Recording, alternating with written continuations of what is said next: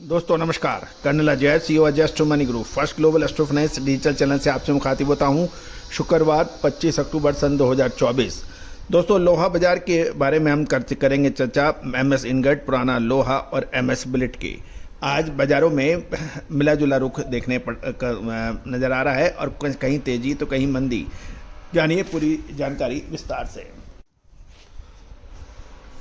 दोस्तों लोहा बाजार हमेशा से ही रहस्यमय रहा है। यहाँ पे कहीं तेजी कहीं मंदी, कभी एकदम से तेजी आ जाती है, कभी एकदम से ज़बरदस्त गिरावट। दोस्तों अग्रिम विश्लेषण के लिए संपर्क कर सकते हैं, नंबर स्क्रीन पे दिया हुआ है। खबर निकल के आ रही है कि आज एमएस इनगट के भाव में मिला जुला रुख देखने को मिला। कहीं 300 रुपये की तेजी थी तो कहीं 300 रुपये की गिरावट। मंडी गोविंदगढ़ में एमएस इनगट के भाव 100 रुपये गिरकर 42,700 के भाव रहे। कोटद्वार में 300 रुपये गिरकर 40,500, भिवारी में 41,100, 100 की तेजी। दुर्गापुर के अंदर 300 की तेजी थी, 38,800 के भाव। कोलकाता में 300 की तेजी के साथ 39,300 एमएस इनगट। लुधियाना 100 रुपये की मंदी, 41,900। लुधियाना मुंबई के अंदर 41,000 के भाव, कोई चेंज नहीं रहा। पुराने लोहे के अंदर भी मोरलेस ऐसी कहानी चली, कहीं मंदी कहीं तेजी, लेकिन कुल मिला के पुराना लोहा गिरावट का ही रुख देखा गया। मंडी ऑफ गोविंदगढ़ के अंदर पुराना स्क्रैप लोहा 31,500, 100 की गिरावट। मंडी मेल्टिंग स्क्रैप 100 रुपये की गिरावट। एंड कटिंग मंडी 36,500, 100 की गिरावट। और मंडी सीआरसी स्क्रैप 37,500, 100 की गिरावट।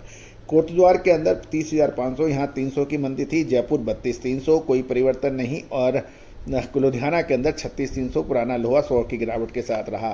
लेकिन बिलेट के अंदर कुछ मिला जुला रुख देखा गया। रायगढ़ के अंदर 600 रुपये की तेजी थी। दुर्गापुर में 500 की तेजी थी, जबकि मंडी गोविंदगढ़ के के अंदर 100 की मंदी थी। खबर निकल के आ रही है कि एमएस बिलेट के अंदर मंडी गोविंदगढ़ के अंदर 42,700, 100 की गिरावट। भिवारी के अंदर 100 की तेजी 41,400। दुर्गापुर के अंदर 500 की तेजी 39,500। गोवा के अंदर 41,500, कोई परिवर्तन नहीं। हैदराबाद में 40,000, इंदौर में 41,300 और जयपुर में 41,500 के भाव रहे। कोलकाता के अंदर 300 की तेजी के साथ 40,000 का भाव बिलेट का रहा, माफ़ कीजिएगा। लुधियाना में 100 की गिरावट 42,300।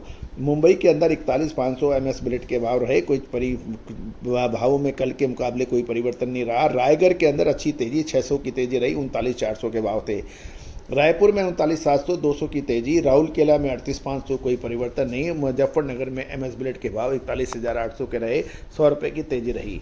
दोस्तों ये सप्ताह समाप्त हो गया है और आगे अगला सप्ताह स्टील बाज़ार के लिए बहुत महत्वपूर्ण साबित होने की संभावना है, क्योंकि एक तरफ तो दिवाली की अब छुट्टियां आ जाएंगी, बाज़ारों के अंदर कामकाज थोड़ा सा कम रहेगा, मिलों के अंदर लेबर की प्रॉब्लम रहेगी और अब दिवाली के बाद में ही मेन कंस्ट्रक्शन एक्टिविटीज़ का आगाज़ होगा।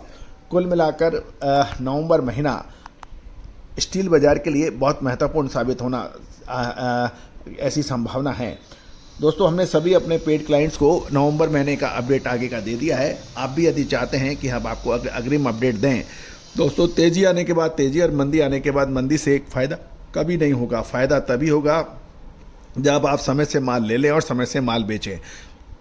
और होता ही अक्सर ये है कि तेज़ी आने के पर सब लोग तेज़ी करते हैं और आप माल खरीदने के लिए जब संपूर्ण तेज़ी आ जाती है फिर माल खरीदते हैं, और उसके बाद जब दबा के माल नीचे गिरता है तो उसके बाद फिर लोहा का व्यापारी बड़ी तकलीफ़ में अपने आप को पाता है। तो दोस्तों समय पे माल लेना और समय पे बेचना ये स्टील बाज़ार की कामयाबी का पहला मूल मंत्र है। और दोस्तों भारतीय अनुसंधान पद्धति और फंडामेंटल एनालिसिस का जब अद्भुत सहयोग होता है तो इससे बढ़िया विश्लेषण पूरे वर्ल्ड में कहीं नहीं है।